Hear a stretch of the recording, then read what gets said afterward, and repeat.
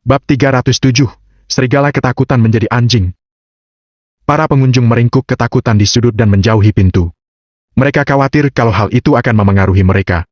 Ketika melihat sekelompok orang-orang yang berdiri di luar toko, mereka terdiam menatap Agam bertiga dengan kasihan.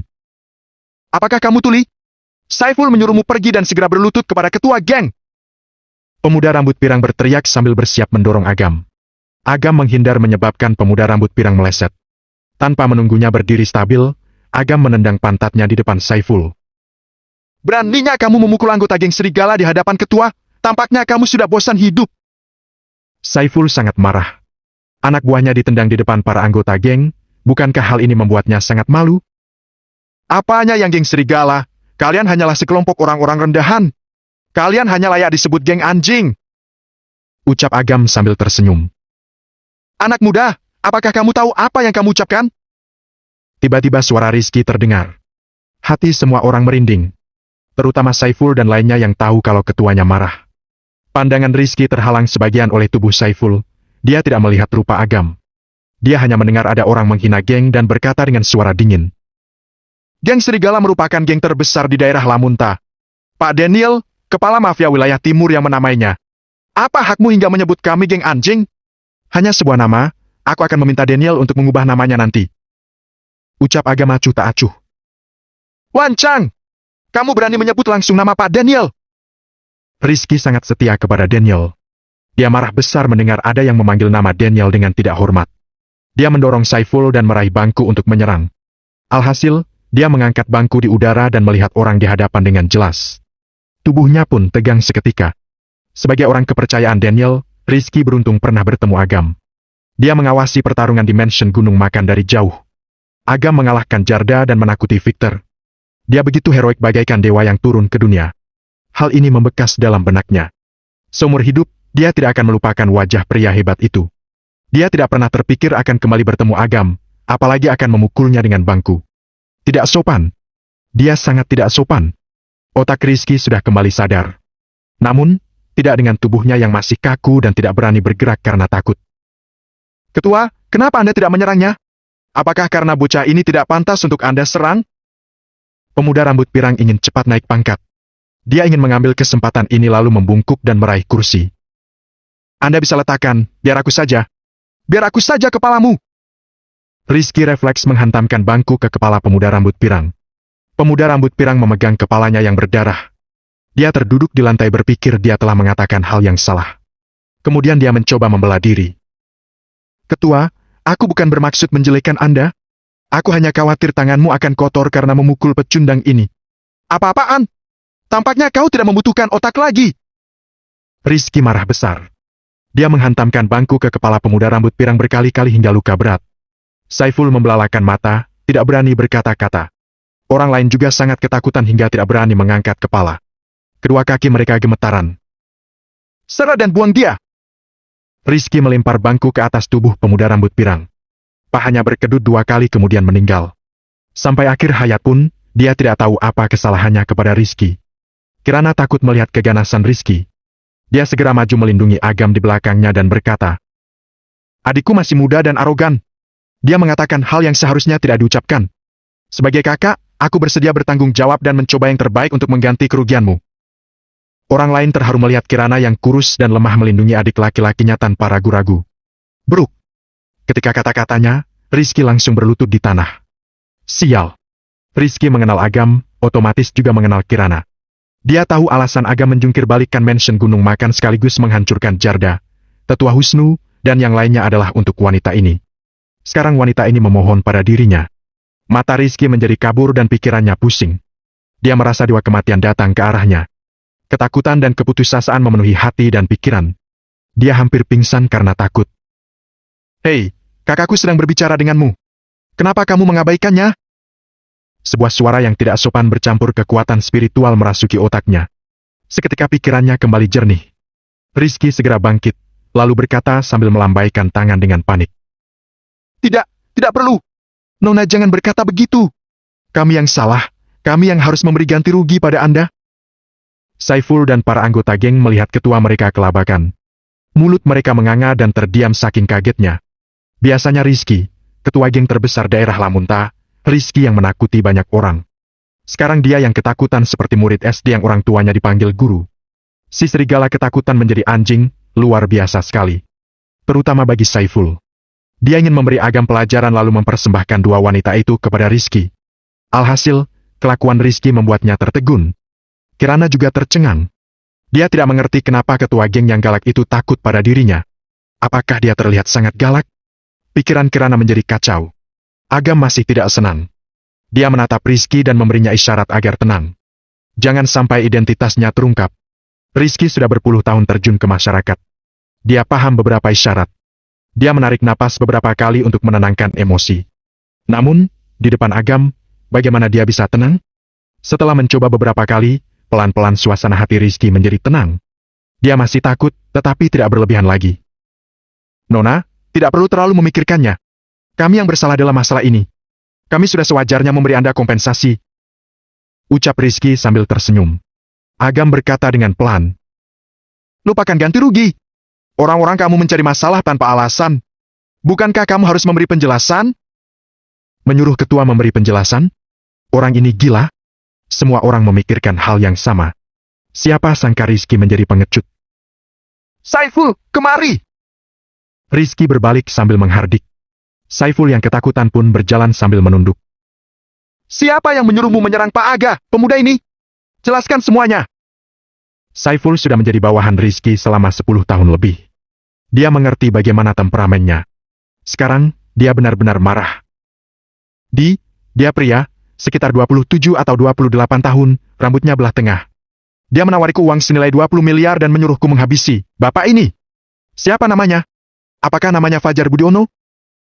Wajah Citra menjadi pucat, alisnya terangkat. Kakak ipar bertanya padamu, cepat jawab!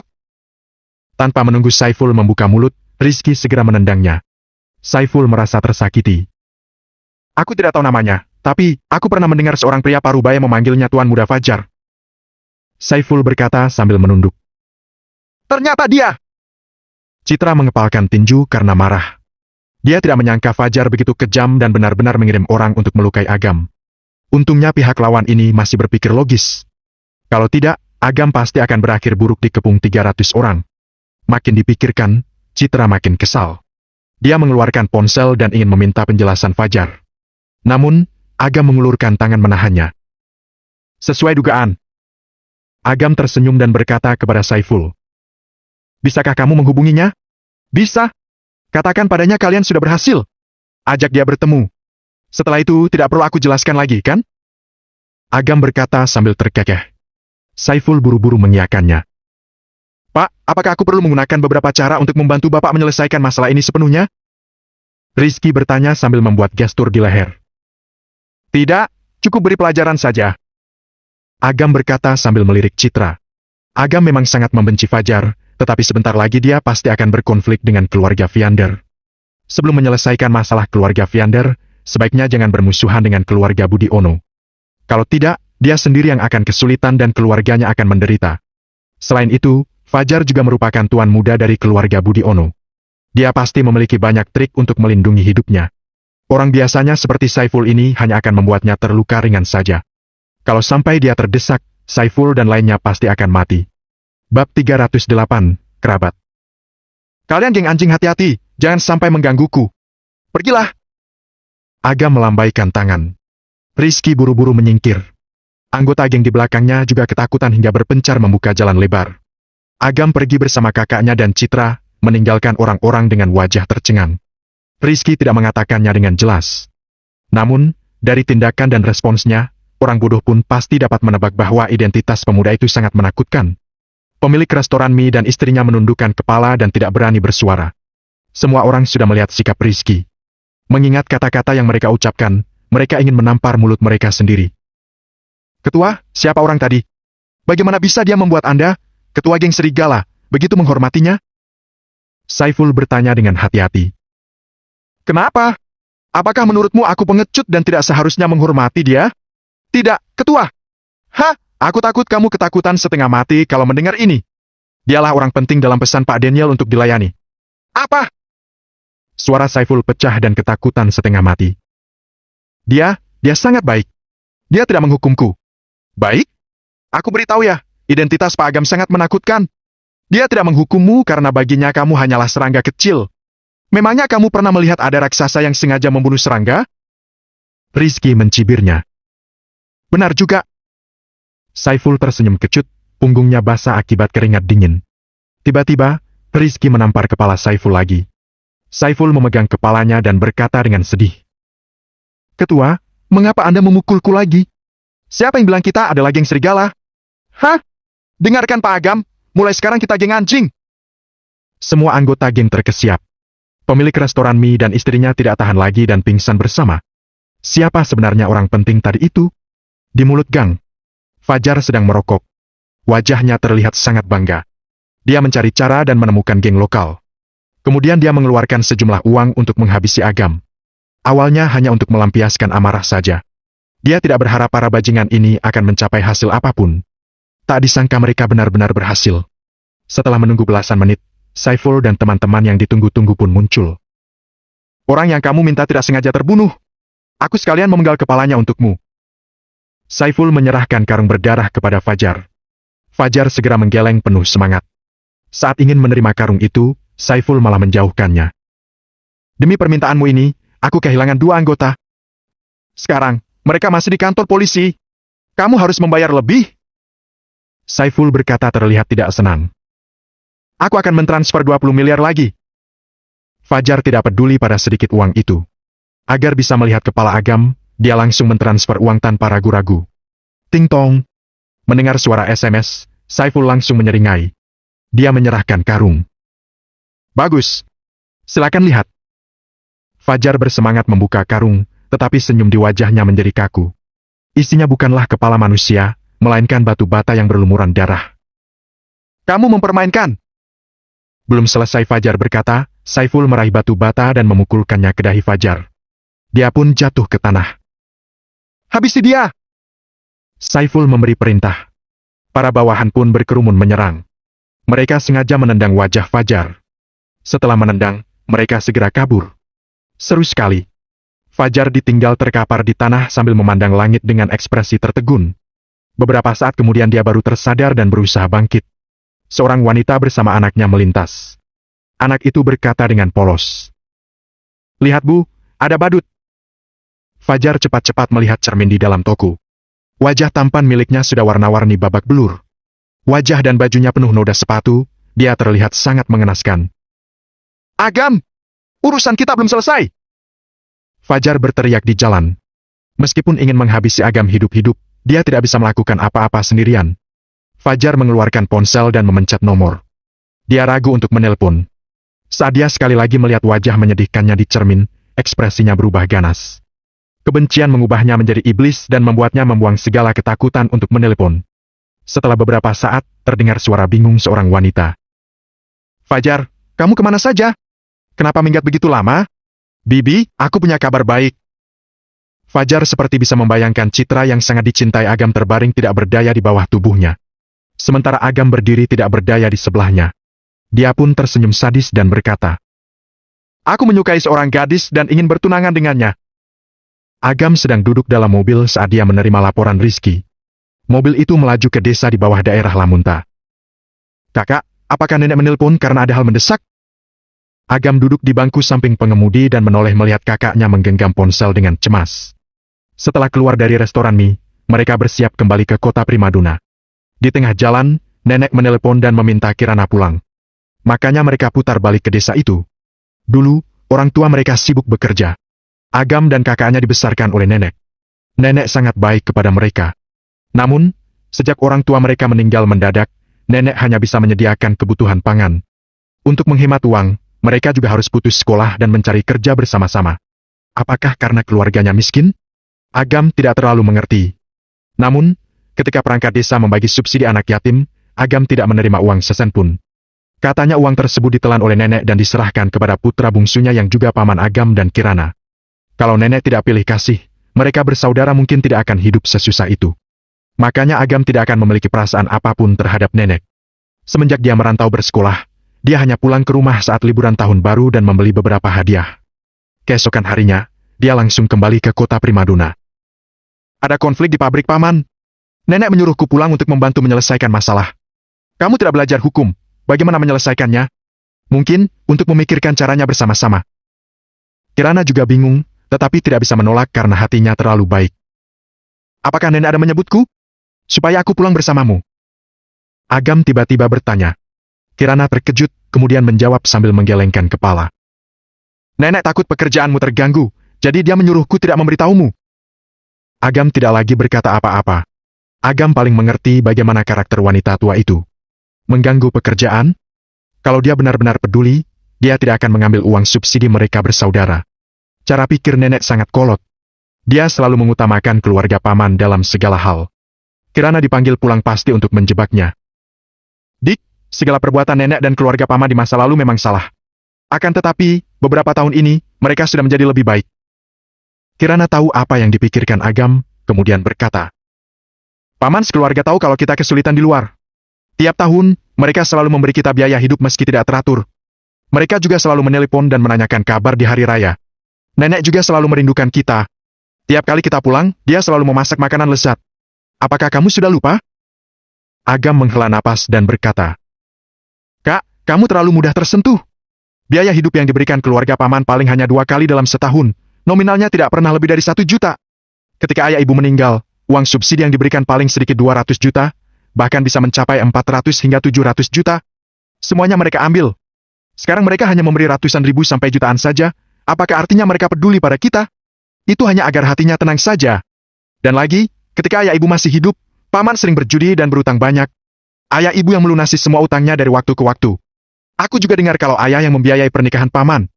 Kemudian, paman juga meminjam uang senilai 200 juta melalui nenek dari kita untuk membangun usahanya. Setelah usahanya sukses, dia tidak membayar utang, malah merendahkan kita.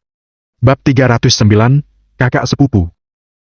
Selain itu, juga ada Kak Reza. Ayah membiayai sekolah Kak Reza hingga tamat kuliah. Namun, sampai sekarang aku masih ingat. Liburan tahun baru tahun lalu, dia naik pangkat menjadi brigadir polisi kepala. Setelah itu, dia memandang rendah kita dan menyebarkan gosip keluarga kita meminjam uang 1 miliar dari mereka dan belum lunas. Malah dia juga menagih kita uangnya. Apakah kamu sudah lupa? Nenek lebih keterlaluan. Ketika masih kecil, ada kerabat yang datang memberi hadiah. Nenek menyimpan susu untuk Kak Reza dan menyuruh kita meminum air gula saja. Kadang-kadang kita diberi susu kedaluarsa. Saat musim hujan dan kita kekurangan baju, nenek bilang tidak punya uang dan memasukkan jerami ke pakaian kita agar tetap hangat. Akan tetapi, esok harinya, Kak Reza memakai baju baru. Ini semua kejadian lama, aku bisa tidak mempermasalahkannya lagi. Aku tidak tahan ketika kamu dirawat di rumah sakit, mereka tidak menjengukmu. Bahkan mereka tidak menelepon. Lebih baik kerabat seperti itu dibuang saja. Semua yang diucapkan Agam hanyalah kulit luarnya saja. Sejak orang tua mereka meninggal, Agam dan Kirana banyak menderita di rumah nenek. Semua kenangan itu masih teringat jelas dalam benaknya. Namun, Agam yang pulang kali ini berbeda dengan sebelumnya. Jika nenek dan keluarga paman berani berbuat macam-macam, mereka hanya akan cari susah sendiri. Kirana tidak bisa menjawab apa-apa. Citra yang mengemudi juga beberapa kali ingin mengatakan sesuatu. Namun, akhirnya dia menahan diri. Dia hanya tahu orang tua Agam telah meninggal. Namun, tidak tahu ada begitu banyak kesedihan dan rahasia tersembunyi di baliknya. Mungkin orang lain tidak akan kuat menghadapinya. Namun, Agam sudah berusaha keras untuk mencapai titik ini. Dia mengingat banyak hal yang telah dilalui selama 1 tahun bersama Agam. Termasuk fitnah dan penghinaan yang dilakukan keluarganya. Hati Citra dipenuhi rasa bersalah. Walaupun dia sudah minta maaf pada Agam, dia tahu kalau rasa bersalah ini tetap akan menghantuinya untuk waktu yang lama. Bila ada kesempatan, dia ingin menghabiskan sisa hidupnya untuk menyembuhkan pria ini. Di perjalanan, nenek lagi-lagi menelpon serta mendesak Kirana pulang. Sekitar setengah jam kemudian, mobil mereka memasuki desa. Melihat kondisi desa yang tidak asing, Agam tidak merasa senang. Ketika orang tuanya masih hidup, keluarga Agam termasuk hidup berkecukupan. Mereka merupakan orang pertama di desa yang membeli VCD dan TV Liquid Crystal Display. Saat itu, penduduk desa sering datang ke rumahnya. Saat hari raya, banyak orang yang datang memberi bingkisan. Sejak mereka tiada, para tetangga dulunya akrab tiba-tiba menghilang. Jelas-jelas ada di desa, tetapi tidak ada yang menjenguk Agam bersaudara. Tentu saja, ini masih bisa dianggap normal. Di situasi baik, semua orang akan datang menjilat. Saat terpuruk, tidak ada satu orang pun yang mau peduli. Bahkan mereka akan bersembunyi setiap hari. Takut Agam bersaudara datang meminjam uang mereka. Agam sudah lama melihat dan paham kejamnya dunia. Dia tidak menyalahkan siapapun, Tetapi dia tidak lagi memiliki belas kasihan sedikit pun kepada orang-orang ini. Boom! Tiba-tiba, mobil berguncang dan hampir lepas kendali menuju lapangan pinggir jalan. Apakah kalian terluka? Agam bertanya sambil melihat dua wanita itu. Tidak apa-apa. Sepertinya ban kempis. Citra melepaskan sabuk pengaman. Agam hendak turun untuk memeriksa mobil. Seorang pria botak dengan lengan bertato berdiri di luar mobil. Dia mengetuk jendela mobil sambil membawa kunci Inggris. Kelihatannya bukan orang baik-baik. Kalian duduk saja, aku yang turun mobil. Agam tahu orang itu berniat buruk. Setelah turun dari mobil, si botak dan anak buahnya mengepung Agam. Si botak bertanya sambil tersenyum. Pak, ban kempis ya? Apakah Bapak ingin menggantinya? Agam melihat paku-paku berserakan di jalan. Dia tersenyum dan bertanya. Berapa banyak uang yang kalian dapat dengan mengandalkan semua ini? Tidak tentu. Ketika bisnis buruk, kami bisa makan angin setengah bulan. Ketika bisnis ramai, kami bisa menghabiskan setengah kotak arak setengah hari. Si botak sama sekali tidak menyembunyikan tujuannya. Dia menyeringai dan memperlihatkan gigi kuningnya. Kamu melakukan ini? Di mana moral kamu? Dibanding pabrik di desa, aku masih bermoral. Setidaknya aku hanya ingin uang, tapi limbah dari pabrik itu bisa membunuh orang. Masuk akal. Berapa biaya untuk memperbaiki mobil? 1 ban 4 juta. Untuk 4 ban, cukup 14 juta saja. Agam mengeluarkan setumpuk uang dan berkata, aku akan memberimu 16 juta, perbaikilah dalam setengah jam. Baik, Pak. Botak menerima uang dan menatap anak buahnya.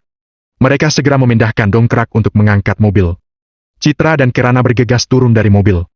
Melihat Citra yang cantik, si botak dan anak buahnya terpesona.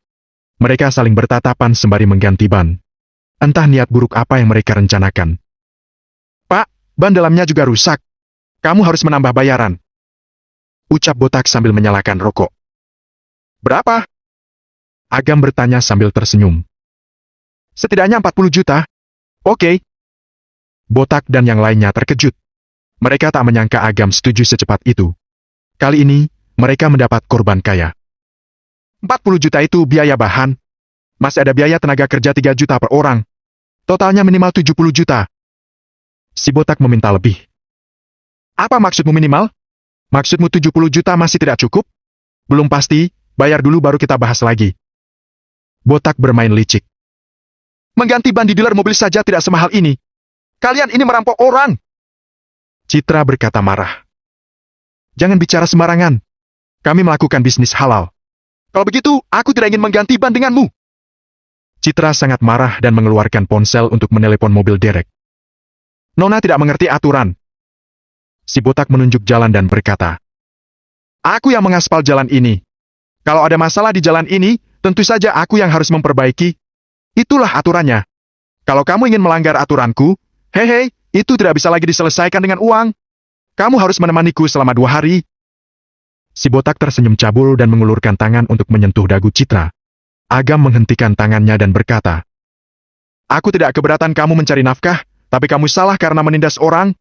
Bocah, kamu menurut saja tunggu di samping, jangan cari masalah. Botak melambaikan tangan. Dia dan bawahannya serentak menunjukkan kunci Inggris lalu berkata, dalam radius 10 kilometer, siapa yang tidak tahu kehebatan aku, si botak? Kalau ingin mencari masalah denganku, lihat dulu seberapa kuat kepalamu. Kirana berkata, aku penduduk desa ini. Kalian berani merampok di siang bolong begini tidak takut ditangkap orang pengadilan? Pengadilan? Kuberitahu, Bribka di sini adalah temanku. Kalau kalian berani melapor ke pengadilan, yang ditangkap lebih dulu adalah kalian yang menolak membayar perbaikan ban. Botak berkata dengan galak. Bribka? Mungkinkah dia adalah putra dari keluarga paman, Reza Tama? Saat Agam tenggelam dalam pikiran, sebuah mobil polisi perlahan mendekat dan berhenti di pinggir jalan. Jendela mobil diturunkan. Seorang pemuda yang duduk di kursi penumpang berkata sambil menjulurkan kepala. Bukankah ini si Agam? Lama tidak jumpa, kenapa kamu pulang? Ini putra paman, kakak sepupu Agam, Reza. Sejak Reza mendapat promosi sebagai kapten brigada, hari-harinya menjadi sangat baik. Tugas patroli bisa diserahkan kepada polisi kontrak. Dia sendiri berjalan-jalan di desa, makan bersama teman, menerima suap, dan lain-lain. Mengenai menggunakan mobil kantor untuk keperluan, itu hanyalah masalah sepele baginya. Aku meminta Agam ikut denganku. Kirana maju dan berkata, Reza, kamu datang tepat waktu. Orang-orang ini menyebarkan paku di jalan untuk menjebak dan merampok uang orang yang lewat. Sebagai Bribka, bagaimana kamu mengurus hal ini? Kak, aku tidak menyangka kalau kamu dan Kak Reza adalah keluarga. Aku salah, bagaimana kalau aku bantu mengganti ban kalian dengan gratis? Botak takut Reza akan menyalahkannya, jadi dia buru-buru minta maaf. Botak, aku sudah memperingatkanmu berkali-kali. Kamu masih melakukan bisnis seperti ini? Dan lagi, adik sepupuku ini hidup sulit. Sejak kecil dia tidak mampu beli pakaian. Walaupun dia berjualan sambil sekolah, tetap saja tidak menghasilkan uang. Pacarnya juga diselingkuhi temannya sendiri. Dia kehilangan semuanya. Kamu tega merampok orang sesial ini? Apakah kamu tidak berperasaan? Kata-kata Reza sangat menusuk. Dia seolah-olah sedang menceramahi, tetapi sebenarnya mengolok-olok. Wajah Kirana menjadi masam. Ekspresi wajah Citra juga mulai masam. Hanya saja, Reza merupakan kerabat Agam. Citra sebagai orang luar tidak bisa mengatakan apa-apa. Bab 310, kamu masih pengangguran? Agam, aku dengar kamu memiliki banyak utang. Jangan-jangan kali ini kamu pulang untuk bersembunyi ya? Padahal dulu kondisi keluargamu cukup baik, kenapa sekarang makin parah? Dulu di sekolah, orang-orang bilang masa depanmu menjanjikan karena kamu pintar. Sekarang, menurutku orang yang pintar belajar belum tentu memiliki masa depan yang menjanjikan. Aku yang nilainya jelek saja sudah menjadi Bribka. Setiap hari, ada banyak orang mengundangku makan bersama. Aku hampir bosan dengan makan mewah. 2 hari lalu, aku makan malam bersama kepala polisi setempat. Di meja itu ada pejabat tinggi dan pengusaha besar. Kamu pasti belum pernah melihat hal itu sebelumnya. Lain kali aku akan mengajakmu untuk merasakannya. Jangan terus-terusan menjadi karyawan kecil di perusahaan. Kamu tidak akan memiliki masa depan yang cerah seumur hidupmu. Menjadi Bribka di usia muda dan berteman dengan kepala polisi memang sebuah pencapaian. Namun, dalam pandangan Agam, ini semua bukan apa-apa. Pejabat tinggi dan pengusaha besar apanya? Sebesar apapun pengusaha di daerah kecil ini, memangnya mereka bisa disandingkan dengan Pak Harsa dan penguasa properti di kota Primadona? Memang bisa bersanding dengan Jamal Sandoro dari grup investasi abadi wilayah timur. Bawahan Agam manapun bisa mengalahkan para pejabat tinggi dan pengusaha besar ini dengan mudah. Karena itu, Agam sama sekali tidak mengacuhkan kata-kata Reza. Agam bisa mengabaikannya, tetapi Citra tidak. Dia berkata, "Tenang saja, di masa depan, Agam pasti akan berkembang tidak kalah darimu." Reza tiba-tiba melihat Citra, dia langsung tertarik padanya. Sangat cantik. Saat Reza menjadi kapten, ada banyak wanita yang mendekatinya. Tubuh mereka semua bagus, wajah mereka juga cantik. Namun, dibandingkan dengan wanita di hadapannya ini, tidak sebanding sama sekali. Seperti burung gagak dibandingkan dengan burung merak. Baik dari segi wajah, tubuh, maupun auranya, Citra mengalahkan seluruh wanita yang pernah ditemuinya. Cantik, sepertinya kita tidak pernah bertemu. Siapa namamu? Reza mengabaikan kata-kata Citra. Dia turun dari mobil dan merapikan bajunya. Sambil menunjukkan senyum tertampan, dia berjalan mendekatinya. Reza mengulurkan tangan dan mengenalkan diri. "Namaku Reza Tama, Bribka Pengadilan Daerah Lamunta." Citra mundur sedikit. Wajah cantiknya berekspresi dingin. Citra sama sekali tidak mengacuhkan Reza sama sekali. "Reza, jangan sembarangan. Citra adalah kekasih Agam," bisik Kirana. "Kekasih?" Senyum Reza menjadi kaku. Barulah sekarang dia melihat mobil Mercedes-Benz S-Class di sampingnya. "Agam, kamu terlalu gila harta. Tidak punya uang masih juga memaksa menyewa mobil untuk pulang. Biaya sewa sehari mobil Mercedes-Benz S-Class ini tidak murah, bukan?" Reza mengira Agam menyewa mobil itu makanya bisa mendapat pacar cantik. "Mobil itu milikku," ucap Citra dengan nada dingin. "Aku kekasih Agam, jadi mobil ini juga miliknya." Wanita cantik dan kaya, Reza cemburu setengah mati. Sudah cantik, aura bagus, kaya, serta pengertian dengan kekasih pula. Kenapa dia tidak bisa menemukan kekasih sebaik ini? Sebagai Bribka, dia selalu menyantap hidangan mewah. Mana mungkin dia bisa kalah dari pecundang ini? Reza berkata sambil memasang senyum palsu. "Jangan bahas hal ini lagi. Nenek pasti sudah menunggu kalian dengan cemas di rumah. Ayo naik mobilku." "Tidak perlu. Kami jalan kaki saja," kata Kirana. Agam berkata, "Aku ikut kakakku." Citra berkata, "Aku ikut kekasihku." Reza terdiam. Dia merasa sangat terpukul dan masuk mobilnya sendirian. Citra menelpon dealer mobil dan meminta orang menderek serta memperbaiki mobil. Tanpa menunggu mobil derek tiba, dia mengikuti Agam memasuki desa. "Kak Reza, anak itu sama sekali tidak menghormatimu. Bagaimana kalau aku membawa beberapa orang untuk memberinya pelajaran?" Botak mencoba bertanya. Dia saudaraku. Mana mungkin aku menyerang saudara sendiri? Reza berkata dengan nada dingin. Kemudian dia menatap sosok cantik Citra dan berkata dengan cabul. Hanya saja, saudaraku itu menemukan pacar seperti itu. Memang bagus, sayangnya dia tidak punya uang dan kepandaian. Di masa depan, dia pasti akan mendapat celaka. Sebagai kakak sepupunya, aku tidak bisa membiarkannya jatuh ke jurang. Aku harus membantu menanggung bebannya. Daripada nanti direbut orang lain, lebih baik pacarnya menjadi wanitaku. Aku pasti bisa menjaganya dengan baik. Botak mengacungkan jempol. Kamu adalah kakak yang sangat baik. Benar, aku bahkan sudah mempersiapkan masa depan kakaknya. Kali ini dia pulang untuk, hehe. Reza menepuk pintu mobil, bawahannya mengendarai mobil masuk desa. Agam membuka pintu. Halaman rumah sudah dipenuhi para kerabat. Paman dan istrinya juga ada di situ. Kenapa kamu pulang lama sekali? Kami orang-orang tua sudah menunggu kalian lama sekali. Ucap Bibi Leni dengan kesal sambil makan kacang. Aduh, kenapa Agam juga ikut kembali? Ucap Paman David sambil berdiri. David bertubuh gemuk dan berwajah bulat. Kalung emas setebal ibu jari menggantung di lehernya. Kunci BMW tersemat di pinggang. Sekilas, dia terlihat seperti orang kaya yang suka pamer. Selain itu, masih ada kerabat lain di halaman. Para paman dan bibi juga hadir. Mereka hanya makan kacang dan minum air. Tidak ada yang peduli dengan Agam.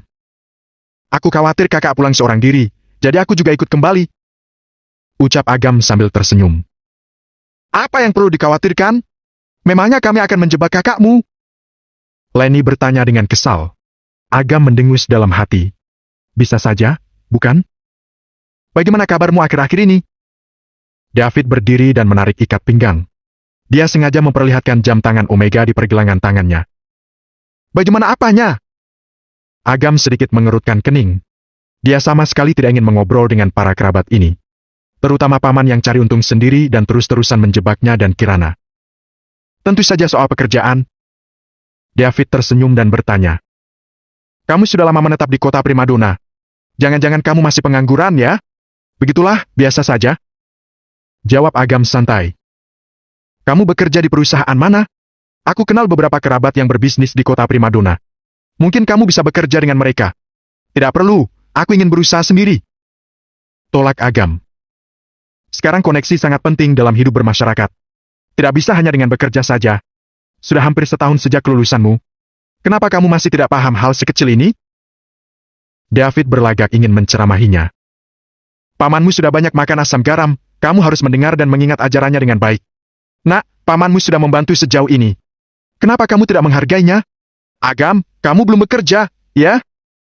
Beberapa kerabat mulai berkomentar sembarangan. Mereka menatap Agam dengan pandangan menilai dan mengejek. Agam, hari ini hari Rabu. Kamu ikut Kirana pulang, bagaimana dengan pekerjaanmu? Kamu benar-benar masih pengangguran? David berlagak sambil mengeraskan suara. Bekerja? Dengan aset 200 triliun di tangan, sebagian besar industri di wilayah timur berhubungan dengan dirinya sendiri. Dia saja malas menerima uang dari orang, untuk apa bekerja lagi? Agam diam tak berkata apapun. Mereka tidak berada di strata sosial yang sama. Semua kata-kata hanya akan menjadi omong kosong. Melihat Agam diam saja, mereka kira dia merasa bersalah. David pun makin berani dan berkata, apa yang harus kukatakan padamu? Pria harus mementingkan karier. Jika tidak memiliki pekerjaan dan tiap hari berbuat entah apa seperti kamu ini, bagaimana bisa menghidupi keluarga di masa depan?